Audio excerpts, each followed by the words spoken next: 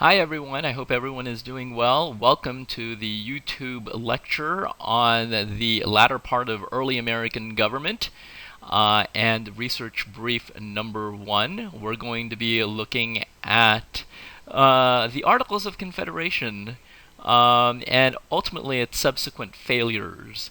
That led, of course, to the framers meeting in Philadelphia, the city of brotherly love, in 1787. That led, of course, to the formation of the U.S. Constitution. So let's go ahead and get started.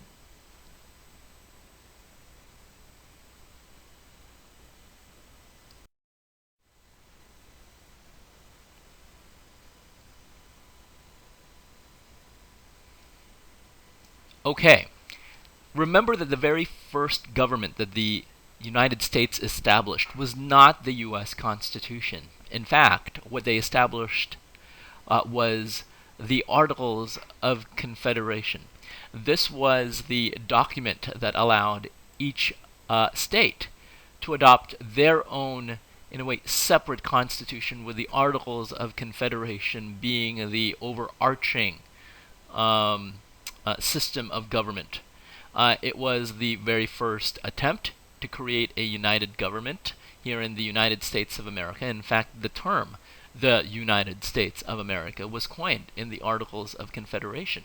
But as you'll see, it was short-lived. It only existed for 7 years, from 1781 to 1788.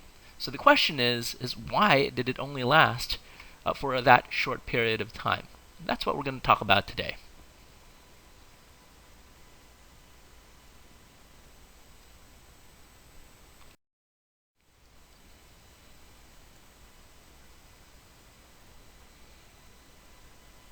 Now, before I talk about the Articles of Confederation more specifically, let me show you this is a graphic of the United States of America after the Treaty of Paris was signed. I'm including it here for you, just for you guys to see what the U.S. looked like in 1783. As you can see, Florida and parts of the Midwest, west of the Mississippi, still belong to Spain. The borders, as you can see, from North Carolina, West Virginia, South Carolina, Georgia, were not yet determined at the time. But again, just an interesting FYI graphic here for you, what the U.S. looked like in 1783.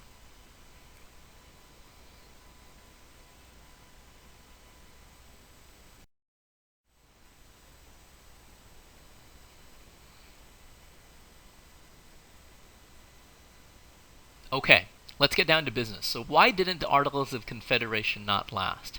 The reason why it failed was because of it being a confederation. I know that sounds simplistic, but it's very important for you to know that. A confederation, as you can see here, hint, hint, is defined as an alliance of independent states. And you have to understand why the framers of the early Americans, not the framers at this time, but why they ultimately settled with a confederation. Okay, they had just fought again a war with England. They were very, very cautious of centralizing power, centralizing authority. They were afraid of this. Hint, hint. This is a major theme in American government. They were afraid of concentrating power because if you do this, they were afraid that the ruling authority would abuse people's natural rights. And they had the right to be afraid. Again, they'd fought a war against Great Britain. The best example of this concentration of power was the King of England, right? King George.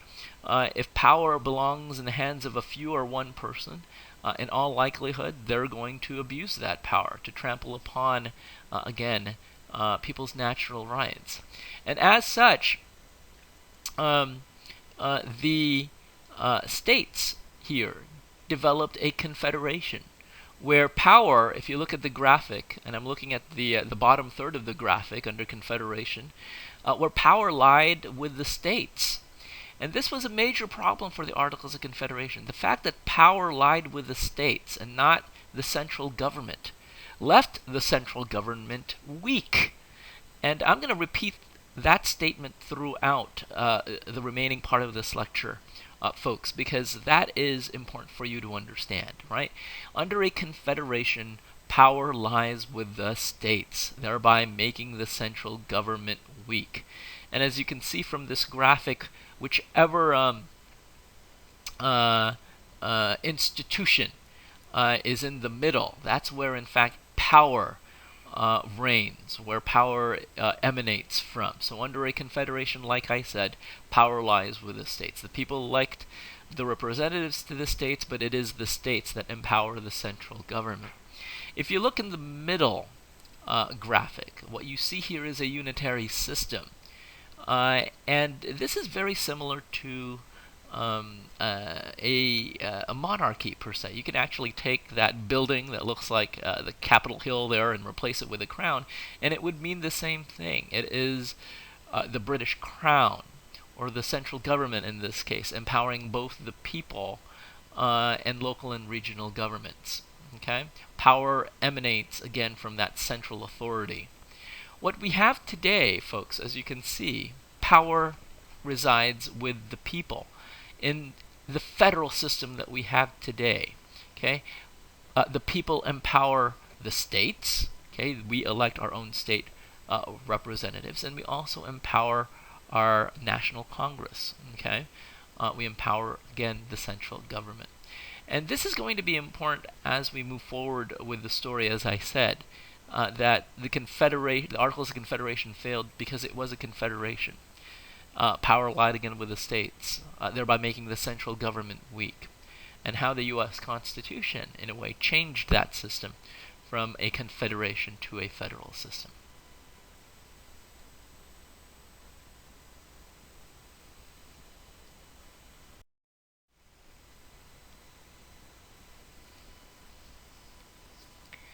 All right, to continue on with this discussion, I want you folks to refer back to the key features of government under the Articles of Confederation, and I want you to turn back to your textbook and reread pages 32 to 34. Look at Table 2.1 on page 42.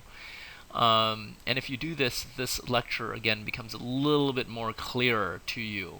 Okay, and so given that, given the question on this slide, why did the Articles of Confederation did not last? I told you the reason why it failed is it was because it was structured to be a confederation, and it failed because under a confederation, as I said, power lied with the states, thereby making the central government weak.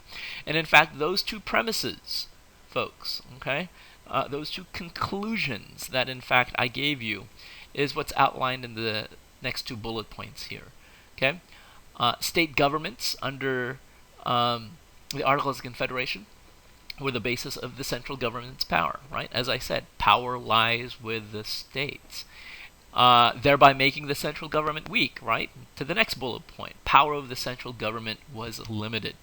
So if you were in fact writing an essay about this question, why the Articles of Confederation failed, and if these two bullet points were the conclusions of your essay, it would be logical for you to ask the question, well, provide some evidence, right? Show me that state governments were the basis of the central government's power. Show me that the central government was weak. Well, that's what we're going to do in the next couple of slides.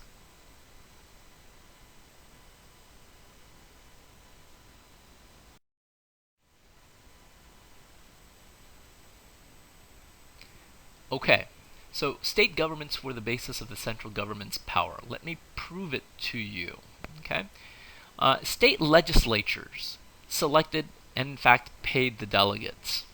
Okay, they're the ones who paid those individuals to go to the national city at the time, and I believe it was Philadelphia. Don't quote me on that, but today, of course, it would be Washington, D.C. So they did go, ladies and gentlemen. These delegates went to the national city, and they were again paid by the states. And so if they were getting paid by the states, they had to do the states' bidding. And so once again, power in this case lied with the states. When they got there, under the Articles of Confederation, and as they voted on policies, they used this rule: one state equals one vote in Congress.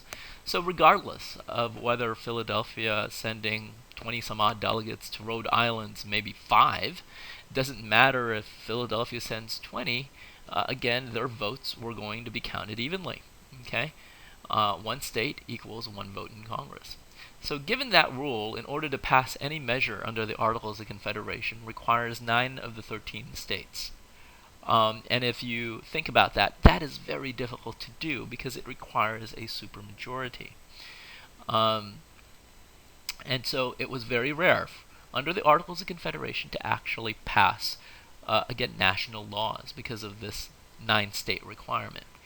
And not only that, in order for you to amend the Articles of Confederation, to actually change the rules of the Articles of Confederation, required a unanimous vote. And as you all know, that is very, very difficult to attain. So very rarely was the Articles amended. Okay, so it was an inflexible constitution, right? The rules were pretty set in stone. Okay.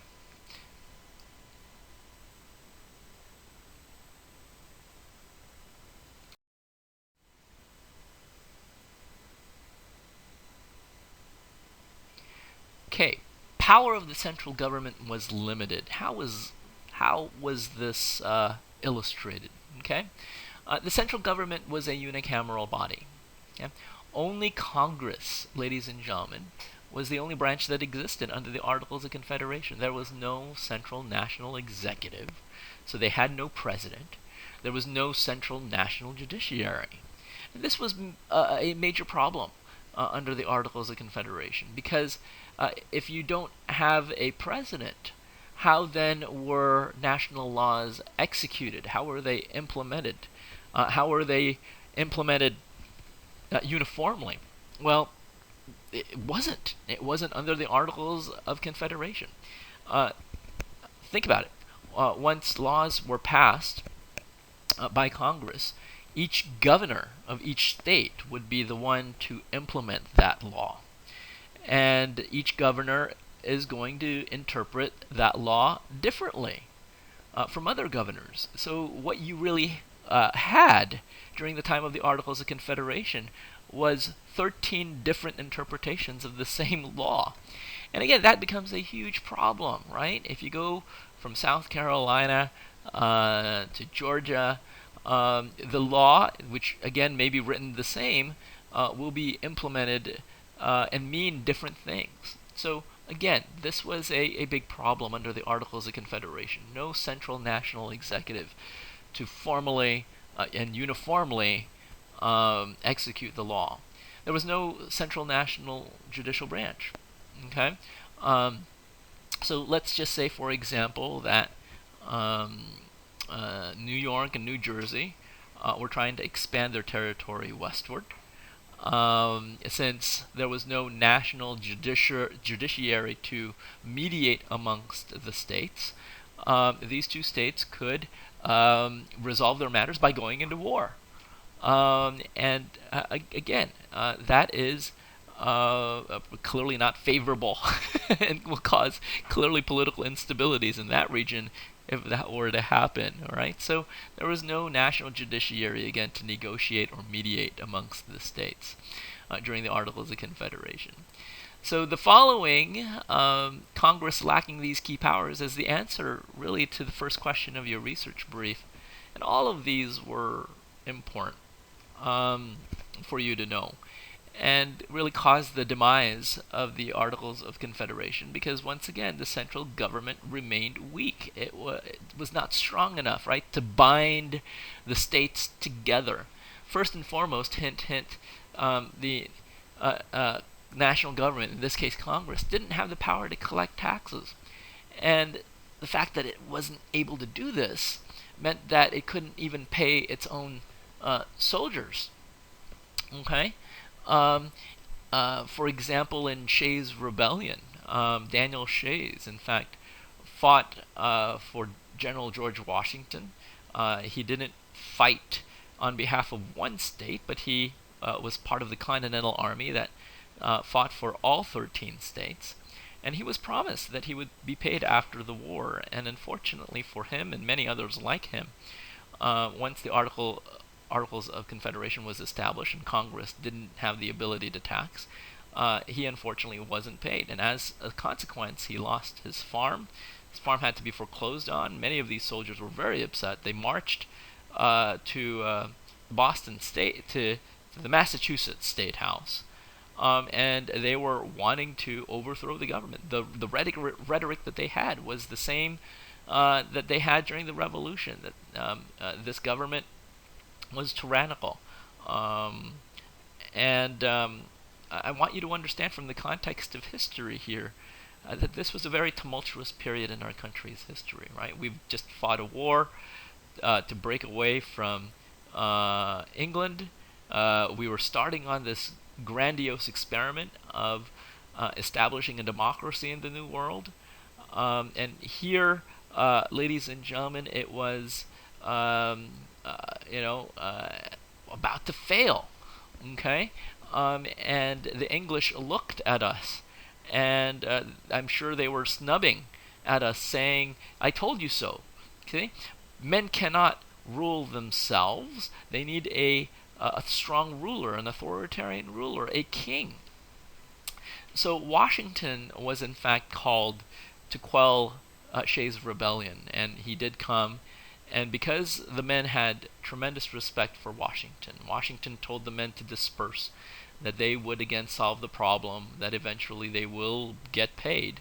Because the men respected him, his men did disperse, avoiding that confrontation. And so not only was the United States at the time unable to pay its soldiers, but its inability to tax also prevented us from paying our allies, including, of course, France, mostly, of course, France, and Spain, who helped us defeat the British. Okay, there was no power to regulate trade. Okay, and this was a major problem. There was no standards, weights, and measures. Okay, this ties in very closely to the third bullet point. Each state printed its own currency, its own money, and so this prevented the shared power to coin money. And this was a problem, especially when you were looking at the exchange rates of these different currencies from state to state. How are you going to know the value between a Virginia shilling versus a New York shilling? There were barriers again to trade and money, and as such, this prevented the states from developing their economies. There was also no power to conscript a national army or military at the time. In fact, the British Navy, that used to be, again, our friends who would protect the colony's frigates, I mentioned this in class, were now the enemy. And so these key powers Congress lacked made the Articles of Confederation unsustainable. It was too weak. The central government did not have any teeth to compel the states to do what it wanted to do. So there was no national lack of national unity, particularly particularly in these areas, right? It's important government functions.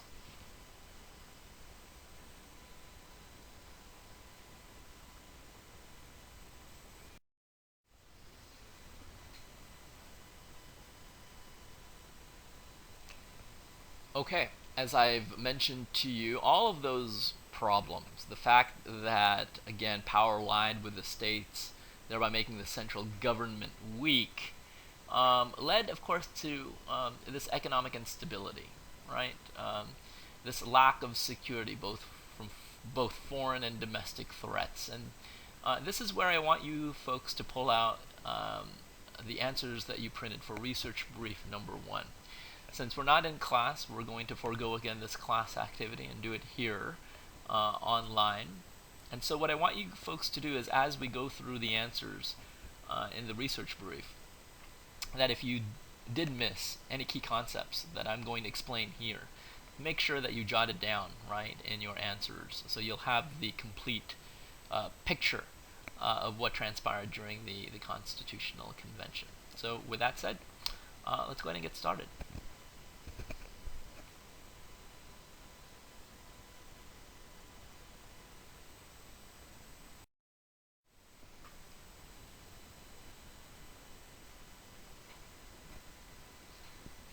Okay, there is a reason why I crafted the questions the way I did. And hopefully as you're reading this PowerPoint slide, it is now apparent to you. The debates that took place in Philadelphia State House in 1787, the Constitutional Convention, you guys, I want to illustrate to you that it was a political process. And we talked about, again, the political process not too long ago. I talked about how you need to understand the political process. And in order to break it down, you have to understand, right, that the political process starts with a problem. And if you look at question 1 of your research brief, it was the problem question, right? What were the time bombs being experienced by the Articles of Confederation? Okay, what were, again, those weaknesses that led to its demise? What couldn't Congress do? After, of course, you identified the problem, the next step to understanding the political process, of course, is to identify the players. And the short 15 questions in part 2 of the research brief answers this, right? Who are the delegates in general? I asked you to answer some questions about their background, education background, social, economic background, political background. So you now know who they are. The next step, of course, is to understanding the rules, okay, in the political process, right? It is governed by rules. And in question number 2, we talked about that. Okay, what were the rules for voting at the Constitutional Convention? What allowed for compromises to happen? Now, we didn't talk about this formally in the political process, but you have to understand that the political process, particularly if the parties know each other, they may have in fact already worked out some common ground, right? So there may be things that they already knew that were let's just say out of bounds, right? That they weren't going to talk about that. That was not going to lead to compromise. Perhaps there were other things that they did agree about, that was, safe to talk about. So question number 3 talks about this. What were the issues did the delegates agree prior to the start of the Constitutional Convention? And again, key word there is prior. Question number 4 talks about the disagreements that the framers had. Okay? And we know this. Disagreements leads, of course, to conflict. And we saw that during the Constitutional Convention.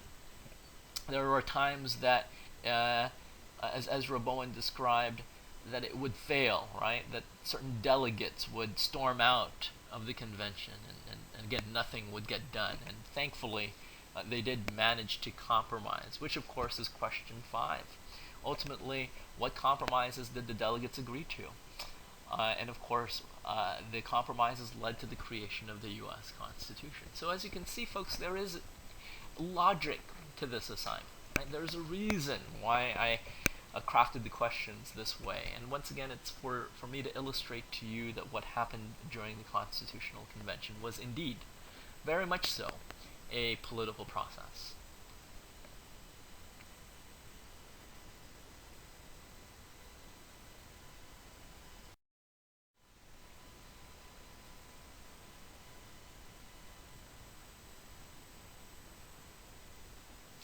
Okay, onwards to question number 1. Okay, so what was the big problem, right? What were the time bombs being experienced by the Articles of Confederation? And in a way, we've already talked about this. I'm going to reiterate that this is an important hint. You'll definitely see this on the exam. Remember, the big problem with the Articles of Confederation was that it left the central government weak, right? There was no central executive and judicial branches. There was the fact that, again, as I've mentioned already, no way to uniformly execute laws because there was no president. There was no Supreme Court of the United States that would negotiate and mediate amongst the states, um, or between the states. Okay, so that was a major problem. Congress, of course, couldn't tax, couldn't pay Daniel Shays, couldn't pay people of the Continental Army, our allies, couldn't collect revenue for, again, public, for, public works programs, right? That the state again must function to have. Okay, um, there was an inability for Congress to regulate trade and commerce. Okay, no standards, weights, and measures. No national currency system. Once again, that since each state printed its own currency, can't provide for national security or foreign policy. Okay, each state, in fact, negotiated diplomatically their own trade policies, their own diplomatic relations with other countries, and there was no accountability. At the end of the day, there was no accountability. The central government had no teeth, uh, and, uh, and it was unable again to unify again the states adequately.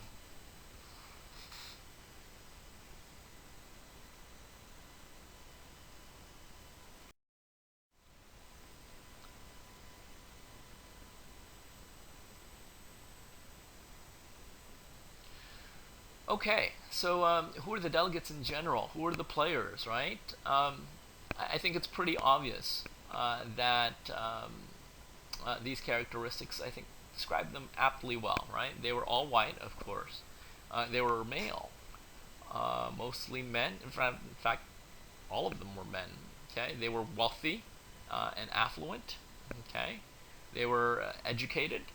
Okay, some of them, of course, were self-taught. Some of them were formally educated. They were experienced in law, and politics, and business. Um, they had military experience. A good number of them fought during the American Revolution. A good number of them also fought during the French and Indian War. Um, some delegates, particularly those who lived in the South, were plantation owners, slave owners, um, the merchants of the North, right? Okay, they were affluent, owned industry, and all of them had this in common: they were all influential and powerful. So, given what you now know about the delegates, um, did the problems of the Articles of Confederation affect these men's lives, their political lives, their economic lives? And the answer to that is yes. Absolutely, these men were anxious. They wanted to solve the problems in the Articles of Confederation because it affected their pocketbooks. If you were a plantation owner, you were unable to trade your goods amongst the different states. If you were a politician and had aspirations to lead the national government, there would be a disincentive for doing that because the central government was too weak. And so these men um, were the right men, in a way, to solve these problems because they had an interest, again, to solve the problems under the Articles of Confederation.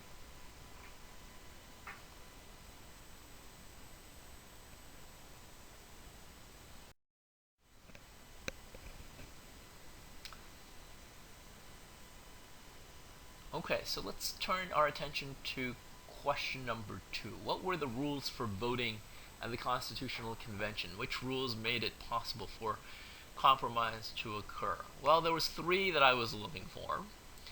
And the first one is that they kept the rule under the Articles of Confederation. One state equals one vote. Okay? And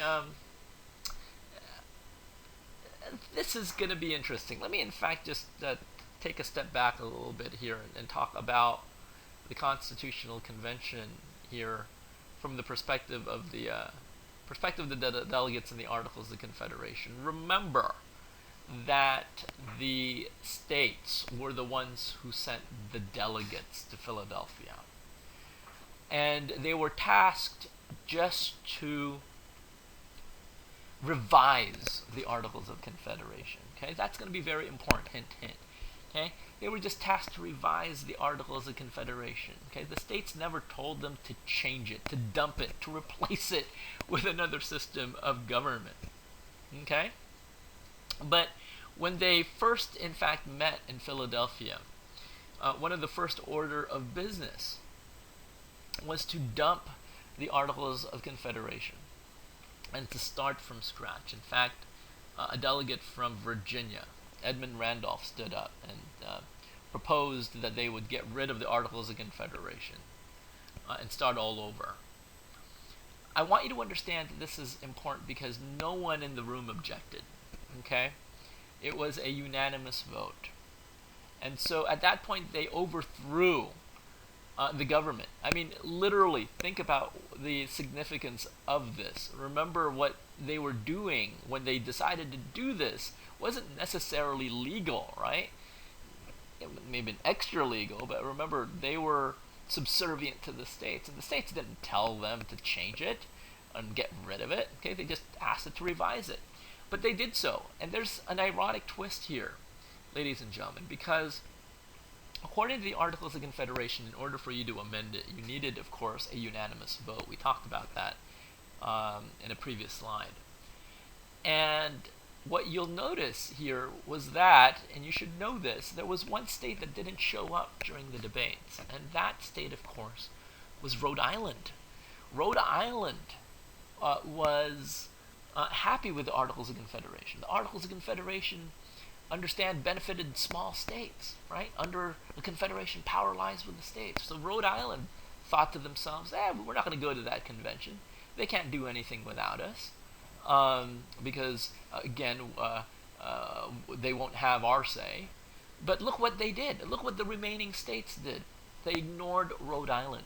And they proceeded anyway without them, right, by getting rid of the Articles of Confederation. So here's a life lesson I want to share with you right now here on YouTube.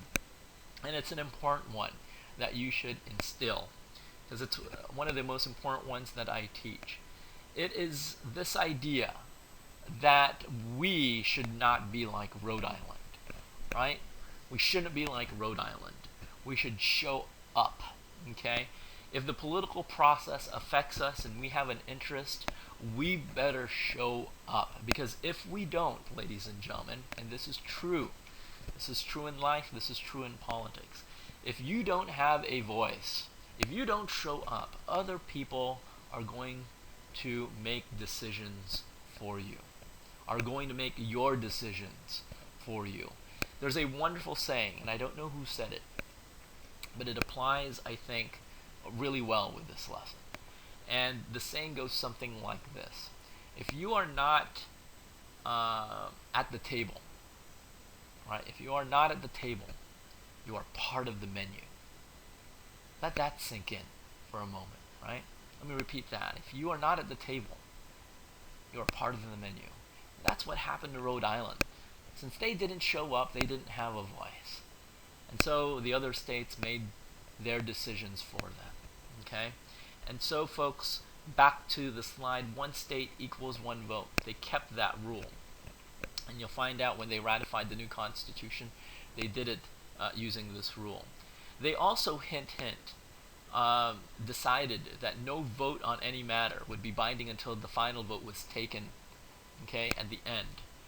And again, that's an important rule, okay? It may seem very simplistic to you, but it allowed for compromises to happen, right? It allowed the delegates to speak their mind and allowed for, again, these compromises to happen because if they didn't like a part of the Constitution, it wasn't, or negotiated a part of the Constitution that they didn't like, they can rest assured that debates were not over. It wasn't set in stone. That only the final vote would be the only one that would truly matter. Okay, so that allowed, again, for the flexibility of the delegates to really negotiate, to really talk to each other. And last but not least, hint, hint, ladies and gentlemen, the debates were also kept secret. In fact, the states were the only ones who knew that they were convening. No one else knew. Okay, the media didn't know at the time, or the press didn't know at the time. Citizens were not aware that they were meeting in Philadelphia that day, that summer. They knew they were there, of course, but they didn't know exactly what they were doing in Philadelphia State House. And so the debates again were kept secret. And please understand, every delegate in the room kept this rule. And it was horrible.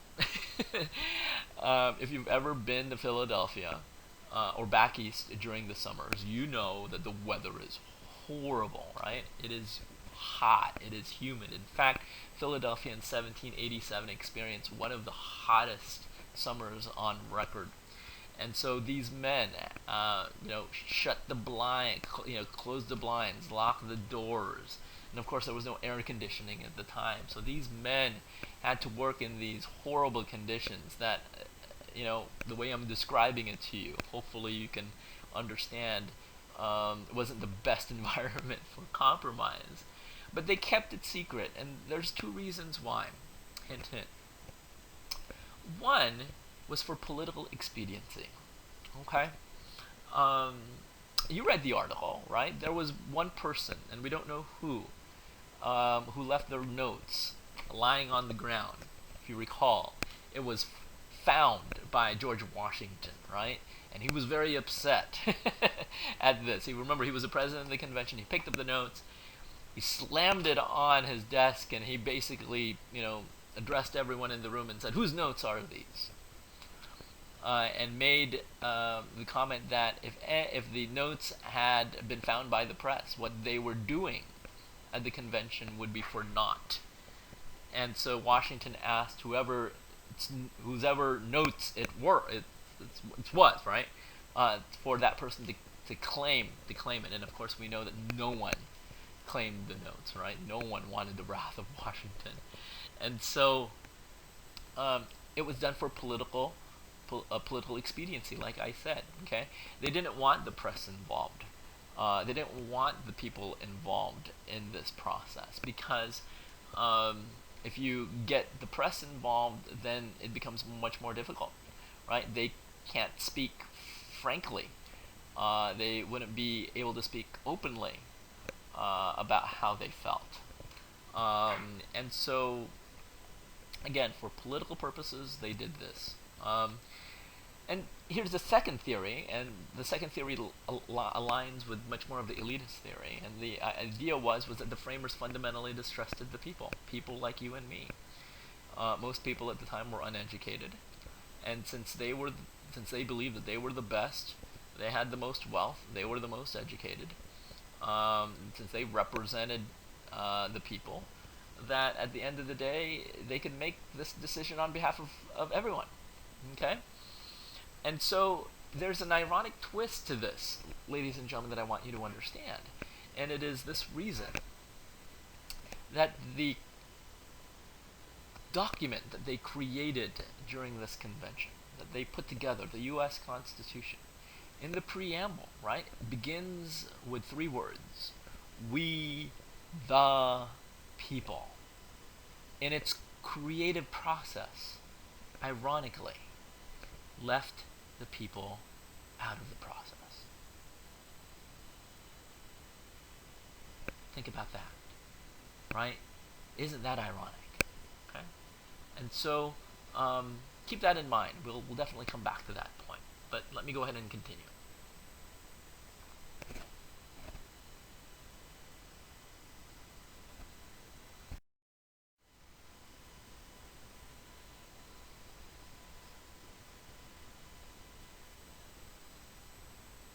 Okay, onward to question number 3. So what were the issues that the delegates agreed prior to the start of the Constitutional Convention? And there was some agreements here. And these were the two that I was looking for. Clearly they were sent by the states to revise the Articles of Confederation, to form a stronger central government. That was a given. But there was also this issue of slavery, right? This was a north-south divide here. Um, the South knew, and the North knew, that if they talked about slavery or the abolition of the institution of slavery, that that would be a deal breaker, and it came close, right? So in a way, the both the North and the Southern delegates agreed not to talk about abolishing the institution of slavery.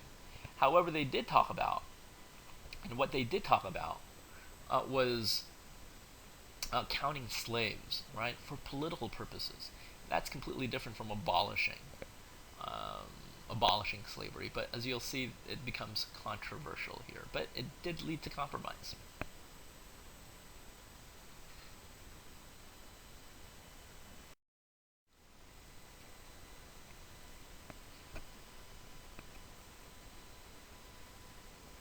Okay, so what were the major issues that the delegates faced during the Constitutional Convention? What did they disagree on? Okay, the very first hint. Okay, the very first disagreement is very important. The major contention was actually between small versus large states, and I'm talking about population-wise here. Okay, smaller states wanted representation to be based on states, right? That only made sense, right? They wanted equal representation, okay? They didn't want their interests to be trampled by the larger populated states. Well, the larger populated states argued that this was unfair because since they have the most people, right, representation should be based proportionately based on the population. So this led to major contentions. Okay, so in the following slide, we're going to talk about how they resolve these matters. Okay, so keep that in mind. Let's move on to the next disagreement. Next big point of contention that the framers encountered was whether or not to count the slaves. Okay, for the purposes, once again, of representation. We're not talking about the abolition of the institution of slavery, once again. We are only talking about counting slaves for political purposes. And of course, the Southern delegates wanted to count them. Okay, you know this. If the Southern states were able to count slaves, they would actually have more seats in Congress and therefore more power in the political process. The North did not want to count slaves, and it's not because they wanted to abolish slavery here. It's because the North saw that this would politically advantage the South, right? In fact, the North argued that slaves shouldn't be counted because they weren't human beings. I mean, that was the reality back in the day, right? Slaves were considered as property, as chattel. And so we'll talk about how they resolved that issue in the following slide. There was also this debate of how many presidents should this new country have. I know it's sort of odd that we talk about this. We know that the country is vested under one president, but since they created the U.S. Constitution, they actually had to debate this. They debated whether or not there should be 2, 5, 7, even 12 presidents, for crying out loud. And last but not least, whether or not to have a Bill of Rights. And as you'll see, I will cover more of this conflict when we return back in class when I covered the Constitution. But these were really the major disagreements during the Constitutional Convention. So how did they solve them?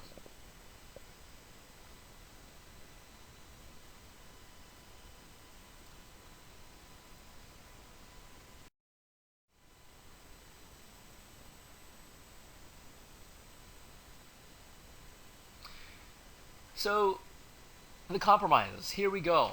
What did they do to ultimately compromise? Well, remember the first problem from the previous slide was again this debate between large versus small states regarding representation. Well, the way that they solved that was through what's called hint hint, the Great Compromise. Okay, smaller states got what they wanted because they would be represented equally in the Senate, okay, the U.S. Senate, okay. Large states were happy because the House of Representatives would be chosen through a population. So the Great Compromise, ladies and gentlemen, created again a bicameral legislature, right?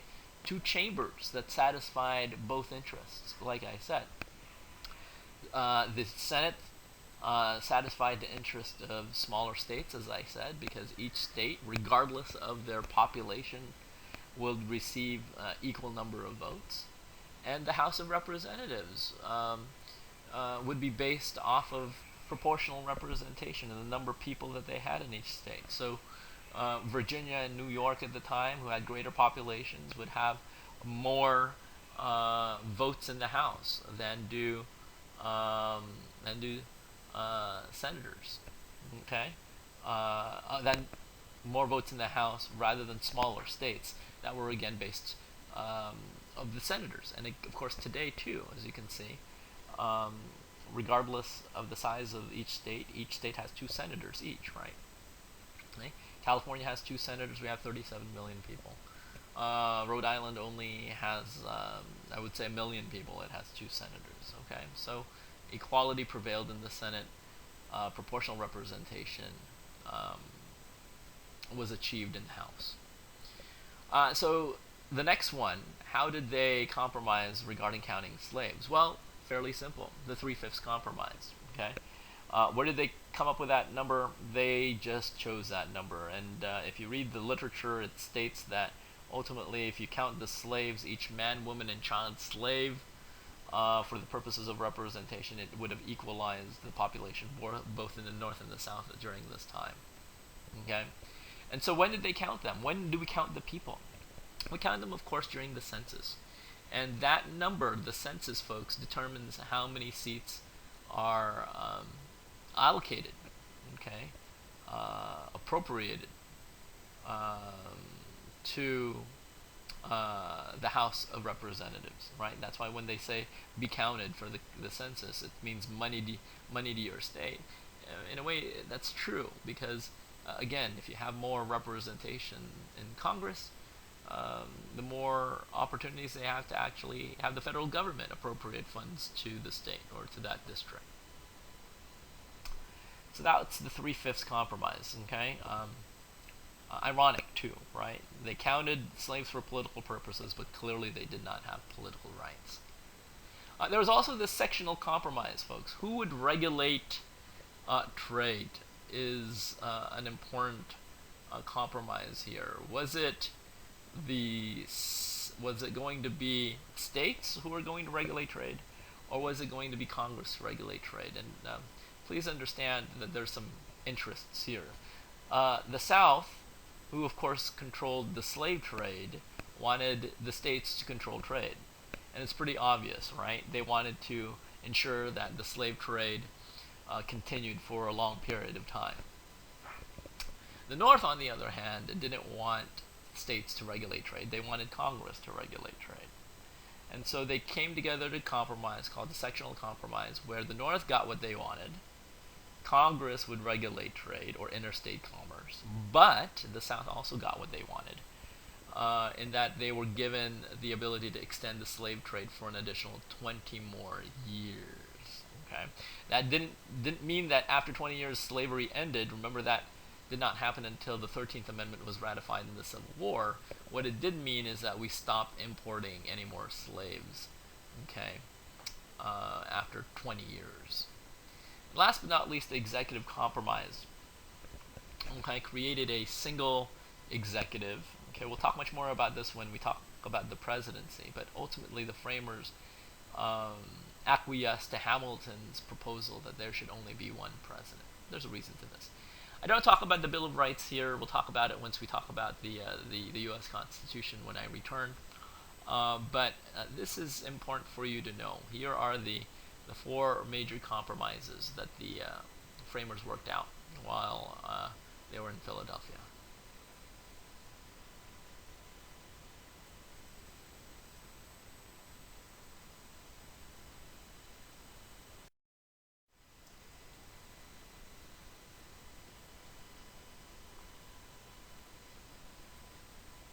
Okay, here are the review questions. But before I talk about the review questions, I neglected to mention something from the previous slide. If you take a look at the U.S. Constitution, At the end of the day, the U.S. Constitution are just a bunch of compromises, isn't it? Okay. The men who created the U.S. Constitution were imperfect. And you'll realize this. I'm going to ask you to watch this Constitutional Convention video after you do your review questions. In that video, it explains that these men were clearly men. They were self-interested men. They all had their own selfish desires. And yet, ladies and gentlemen, they created a document that has lasted for over 230 some odd years. That's still with us today. That governs the structure of government that we have today. And that to me is a feat. So, though the men be imperfect, my opinion is the document that they created is the best document that man has created. Okay? Understand the caveat there that man has created. I'm not talking about the perfect government. Okay? There's no perfect government unless the angels, right, these perfect heavenly beings come down to rule us, as Madison writes in Federalist 51. It's not until that time that we have a perfect government. But what they did in Philadelphia that hallowed summer of 1787 was pretty good. And again, the video will illustrate that. So what I want you guys to do before I wrap up this lecture is for you to do these review questions. Again, these review questions are from the early American government lecture. How did the French and Indian War precipitate the conflict between the colonists and the king? Okay, remember I'm not asking for a dissertation. A few sentences here. We'll review these review questions when I return. The power of the central government was also limited under the Articles of Confederation. List four of the powers the National Congress lacked under the Articles of Confederation. There's more than four, okay? But be able to list down and be prepared to discuss what those are when I return. Last but not least, where does a confederation derive its authority from? This one should be very simple. And so, in the announcements page, I will have a link, okay? And in fact, you should have already seen that link. If you are watching this, you know that there's another link that I provided for you to watch this Constitutional Convention video. I want you to watch the first 23 minutes of it, and as you'll see, it will review quite well what we've just talked about here. And so with that being said, I will see you guys next week, where I will expect you to have completed these review questions, and then we'll just continue on then by starting the U.S. Constitution. So with that, I'll sign off. I hope everyone is well. We'll see you guys next time. Bye-bye.